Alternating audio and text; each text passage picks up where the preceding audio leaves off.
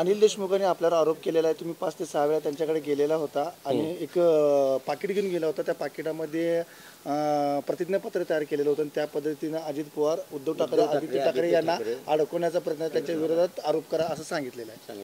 मी कालच आपल्या माध्यमातून त्या ठिकाणी माझं जे मत आहे ते त्या ठिकाणी सांगितलंय. आज मी बघितलं मगाशी की त्या ठिकाणी देशमुख साहेबांनी टी व्हीवरती माझे देवेंद्र फडणवीस साहेबांचे असलेले फोटो त्या ठिकाणी दाखवले. तर ह्यामध्ये नवीन काय नाही आहे. फेसबुकवरती, इंस्टाग्रामवरती जे सोशल मीडियावरती माझे फोटो आहेत तेच त्यांनी दाखवले. काय तर फार मोठं डिटेक्टिव्हगिरी गेल्यासारखं काय तो प्रश्न नाही आहे. हे सगळ्या जग जाहीर आहेत, वर्तमानपत्रात आलेले आहेत.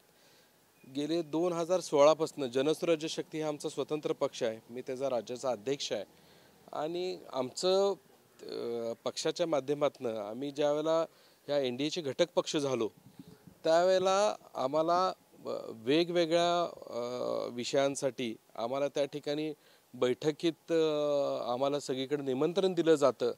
आदरणीय देशाचे पंतप्रधान मोदीजींपासनं ते त्या ठिकाणी राज्यात होणाऱ्या विविध बैठकांसाठी आमचं त्या ठिकाणी आम्हाला बोलवलं जातं.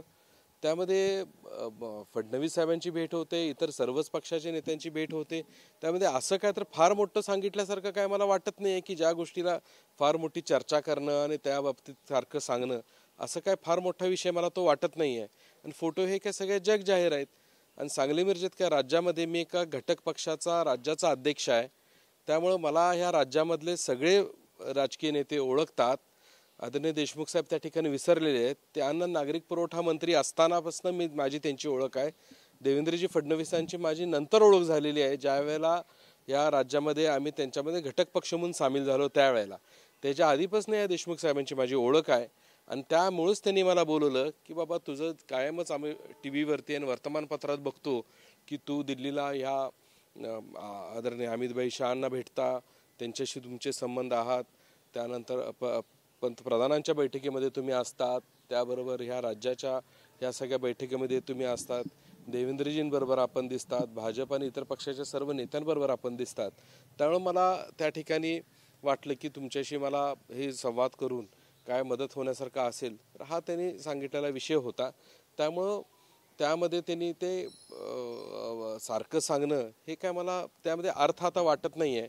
आणि मला आता एवढंच सांगायचं आहे की हे सारखे एकच फोटो दाखवणं आणि त्यावरती चर्चा करणं आणि संबंध आहेत सांगणं म्हणजे ह्याचा अर्थ असा आहे की त्यांचा उद्देश त्यांच्या बाबतीत काय झालं यापेक्षा 3 वर्षांना हा विषय मांडून की कशा पद्धतीनं त्यांच्या बाबतीत हे चुकीचं झालं हे सांगायच्या दृष्टिकोनातून त्यांनी हे 3 वर्षांना मांडलेला जो विषय आहे ह्यामध्ये आम्हाला हे उद्देश दिसतोय की ह्यामध्ये फक्त आणि फक्त देवेंद्रजी फडणवीस ह्यांना कसं इलेक्शनच्या आधी डॅमेज करता येईल ह्याचा प्रयत्न मला निश्चितरित्या यातनं दिसतोय. दुसरा मला काय आता त्यातनं अर्थ वाटत नाही आहे. आणि आता हा विषय रटाळा झाला, सारखं तीच चर्चा. आता अनिल देशमुखांचं डोकं फिरलं ह्याच्या पलीकडे मला बोलायला काही शब्द नाही आहेत. ते म्हणतात की तुम्ही एक लिफाफा घेऊन त्यांच्याकडे गेला होता, तसा तुम्ही लिफाफा घेऊन गेला होता काय तसं काहीच नाही आहे. त्यांना सांगितलं ना की अशा पद्धतीचे काहीच विषय नाही आहेत. त्यांची माझी भेट झाली, त्यांनी माझ्याकडे मदत मागितली प्रामाणिकपणे, आम्ही मदत करायचा त्यावेळेचा विषय होता. ह्याच्या पलीकडे काय नाही. मग हाच होता तर 3 वर्ष तुम्ही काय करत होता. त्यामुळे आता ह्याच्यापेक्षा जास्त मला बोलण्यासारखं काय वाटत नाही आहे.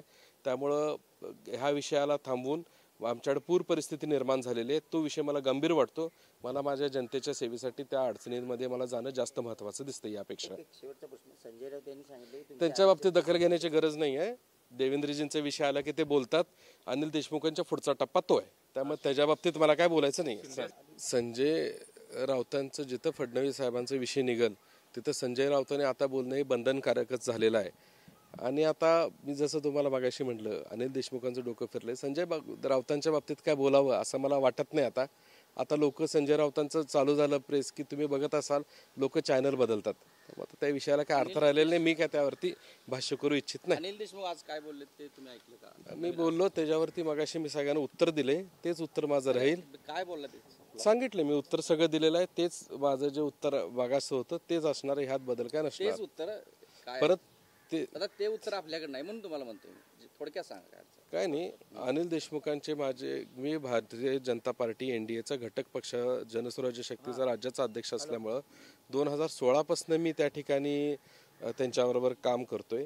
त्यामुळं वेगवेगळ्या पक्षांच्या बैठकींसाठी कार्यक्रमासाठी आम्हाला निमंत्रित केलं जातं. त्यामुळे अनिल देशमुखांनी जे माझे देवेंद्र फडणवीसांबरोबर दाखवलेले फोटो आहेत हे काय नवीन शोध काय तर डिटेक्टिव्हगिरी केल्यासारखे नाही, फेसबुकवरती सगळ्या वर्तमानपत्रात आलेले फोटो आहेत. त्यामध्ये काय गरज नाही आहे त्या विषयावरती चर्चा करायची. त्यामुळे मला आता त्या बाबतीत काय बोलायची गरज वाटत नाही आहे की काय नाही आहे. आणि माझी देशमुखांची ओळख ते अन्न नागरिक पुरवठा मंत्री होते तेव्हापासूनची आहे. त्यापासनं माझे त्यांचे संबंध आहेत. त्यांना बहुतेक तो विसर पडला असेल. माझी फडणवीसांची ओळख ही नंतरची आहे. ज्यावेळेला आम्ही घटक पक्ष झालो भारतीय जनता पार्टीची तेव्हापासून त्यांची ओळख आहे. त्यामुळे सगळ्याच पक्षाच्या सगळ्या नेत्यांची माझी भेटीगाठी ओळखी आणि फोटो येत राहतात. त्यामध्ये काय फार विशेष मला वाटत नाही. मला त्या बाबतीत आता काय जास्त भाष्य करायचं 4 वर्षानंतर हे का प्रकरण बाहेर काढलं जातंय? अनिल देशमुख म्हणाले तुम्ही नगरसेवक सुद्धा नाही आहे, तुम्हाला वाय प्लस सुरक्षा का? अहो, ज्या वेळेला मी घटक पक्षाचा अध्यक्ष आहे हे त्यांना सांगितलं त्यावेळेला ते त्यांना शोध घेऊ दे. घटक पक्षाच्या अध्यक्षांना दिलेला आहे त्यामुळे झाले. म्हणजे ह्यापेक्षा जास्त काय सांगायचं.